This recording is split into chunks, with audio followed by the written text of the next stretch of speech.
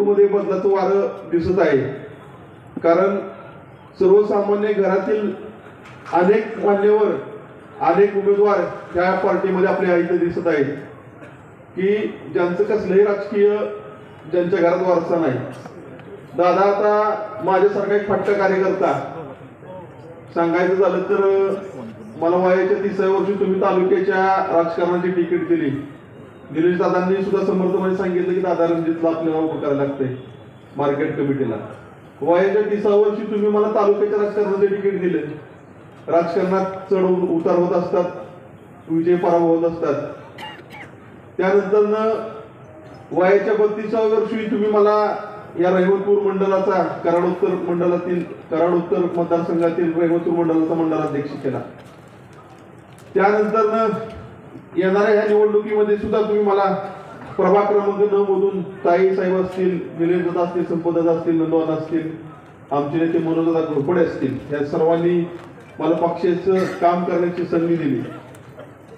अतिशय सामान्य घरातून आलेल्या कार्यकर्त्याचा खऱ्या अर्थाने सन्मान कोणी केला असेल तर ते खऱ्या आमचे नेते मनोजदादा घोरपडे असतील, ताई साहेब असतील, नंदवान असतील, निलेश दादा असतील। मला सांगायचं एवढं आहे की मनोजदादांच्या माध्यमातून आपल्या रहिमतपूरच्या सर्वांगीण विकासासाठी भरघोस असा निधी आलाय। बरीच विकास काम आले जिथं कुठलाही धर्म, कुठलाही समाज, कुठलाही घटक, कुठली गल्ली, कुठला भाग ह्या विकासापासून वंचित राहणार नाही। प्रत्येक भागाला स्पर्श करून विकासाचा निधी रहिमतपूरमध्ये आणण्याचा प्रयत्न खऱ्या अर्थाने मनोजदादा असतील, निलेश दादा असतील, आमच्या नेत्या चित्रलेखा मान्यताई कदम असतील आणि नंदकुमार माने पाटील यांच्या नेतृत्वाखाली सूचनेखाली खऱ्या अर्थाने निधी आलाय।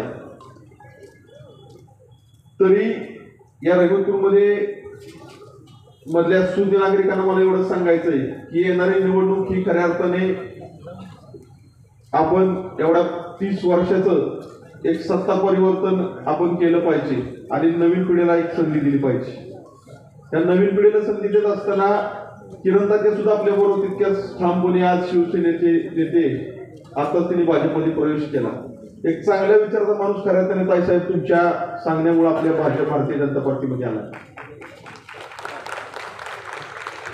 तरी येणारी निवडणूक मी तुम्हाला आता सांगतो की प्रचंड बहुमताने येणारी निवडणूक 3 डिसेंबर 2025 रोजी वैशाली निलेशराव संपतराव माने या प्रचंड बहुमताने विजयी होतील। त्याचबरोबर आपले असणारे सर्व उमेदवार ते सुद्धा प्रचंड बहुमताने विजयी होतील आणि आपण प्रचंड बहुमताने त्यांना विजयी कराल एवढीच अपेक्षा बाळगतो। थांबतो। धन्यवाद।